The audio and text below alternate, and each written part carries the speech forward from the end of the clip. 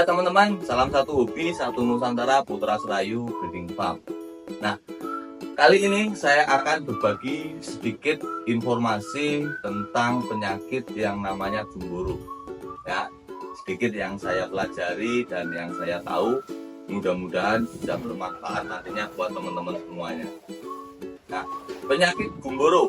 Penyakit ini disebabkan oleh virus, namanya itu Avivirna virus. Nah, penyakit ini juga dikenal oleh bahasa peternakan atau bahasa biologi dengan nama infeksi oxal disease. Nah, penyakit ini atau virus ini menyerang pada bagian bursa fabricius di bagian atas kloaka. Bursa fabricius ini salah satu fungsinya adalah untuk memproduksi antibodi atau kekebalan tubuh atau imunitas lokal untuk tubuh seekor unggas atau khususnya ayam.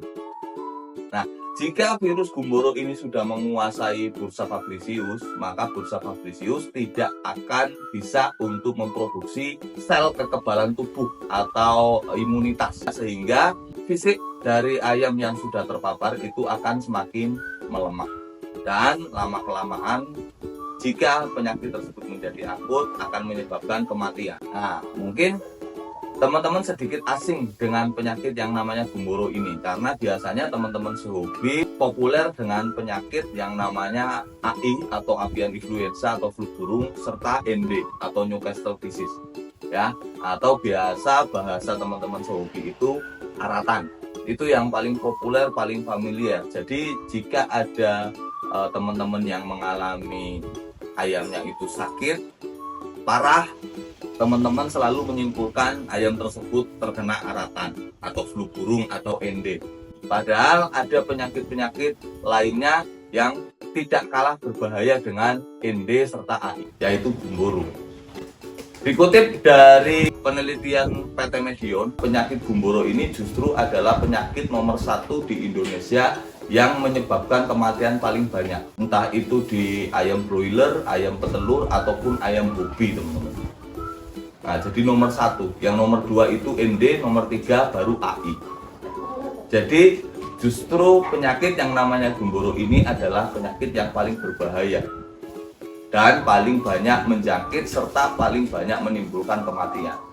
Nah, gejala-gejala yang timbul ketika seekor ayam itu terpapar virus gumboro yaitu nafsu makan menurun, ayam jadi lemah dan lesu, aktivitas menurun, ayam demam, menggigil, bulunya kotor, serta berdiri, ya, atau bahasa lokal saya itu jebrik-jebrik, ya, seperti ayam takut. Dan yang paling khas dari penyakit gumboro ini adalah feses atau kotoran yang berwarna putih dan menempel di bagian dubur atau kloaka. Nah, itu menandakan ayam tersebut terserang virus gumboro. Nah, gejala-gejala yang timbul seperti itu. Kalau untuk sistem penularan, ya, penyakit gumboro ini tidak ditularkan secara vertikal, ya, jadi tidak diturunkan dari induknya atau materi sebelumnya, tetapi penularan dari horizontal, dari ayam yang sudah sakit terpapar gumboro menular ke ayam-ayam lain, mungkin melalui kotoran, melalui tempat air minum yang bergantian, tempat makan yang bergantian, kebersihan kandang yang buruk, itu bisa menularkan penyakit gumboro. Nah, untuk penanganannya cukup simpel, teman-teman. Tinggal pisahkan, isolasi atau karantina ayam yang sudah terpapar virus gumboro ini. Jangan disatukan di kandang dengan ayam-ayam yang sehat. Lalu bekas dari kandang yang dipakai oleh ayam sakit itu disanitasi, disemprot dengan desinfektan secara berkala. Ya, mungkin pagi disemprot, sore disemprot, atau mungkin hari ini disemprot, besok disemprot, besoknya lagi disemprot. Jadi penyemprotan disinfektan dilakukan secara berkala agar kita yakin bahwa virus yang ada di lingkungan tersebut mati. Nah, lalu ketika sudah dipisahkan, untuk penanganan pengobatannya itu cukup simpel juga, ya. Tinggal kasih obat yang mengandung antibiotik, ya, mungkin obat konsumsi seperti tablet atau kapsul boleh, ya. Banyak sekali produk-produk untuk mengatasi penyakit gumboro ini. mungkin terapi dan obat-obat lainnya. Lalu bisa juga dengan obat injeksi.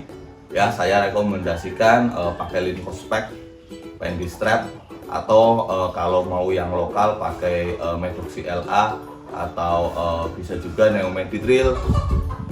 Ya. Nah, selain pemberian obat, ayam yang sudah terpapar gumboro itu juga perlu asupan vitamin, ya, agar supaya imunitasnya semakin meningkat. Ketika imunitasnya meningkat, kemungkinan untuk sembuh itu akan tinggi. Dan yang ketiga, berikan penanganan rehidrasi. Karena sudah otomatis ayam yang terpapar penyakit gumboro ini pasti akan dehidrasi karena terlalu banyak mengeluarkan cairan dari kotoran. Jadi berikan air minum yang cukup dan mungkin cenderung banyak, serta berikan cairan-cairan tertentu yang mengandung ion-ion yang penting untuk tubuh seekor ayam tersebut, mungkin NaCl atau cairan-cairan lainnya. Ya, hanya 3 itu: pemberian obat, ya, antibiotik, pemberian vitamin, dan rehidrasi. Nah, cukup simpel ya teman-teman. Nah, ini ada yang nggak kalah penting teman-teman. Jadi sama seperti ayam merah hijau kemarin, banyak juga penyakit yang menunjukkan gejala-gejala yang sama, ya, seperti gumboro ini. Ada satu penyakit namanya pulorum. Penyakit ini disebabkan oleh bakteri Salmonella. Dan penyakit ini dengan kata lainnya adalah berak kapur atau berak putih.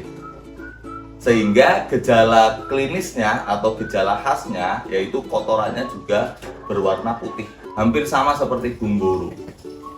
Gejala-gejalanya juga hampir mirip. Ayam nafsu makan turun, lemah lesu, ya, sayap terkulai, kotoran berwarna putih, menempel pada kloaka. Hanya saja bedanya, jika gumboro itu memiliki ciri-ciri bulu yang kusam, kotor, dan berdiri, ya, atau jebrik-jebrik. Kalau pulorum tidak. Nah, mungkin kalau kita analisis secara kasat mata, pembedanya ada di situ, ya. Dan biasanya penyakit gumboro itu tidak menyebabkan kelumpuhan, sedangkan pulorum atau berak kapur itu bisa menyebabkan kelumpuhan.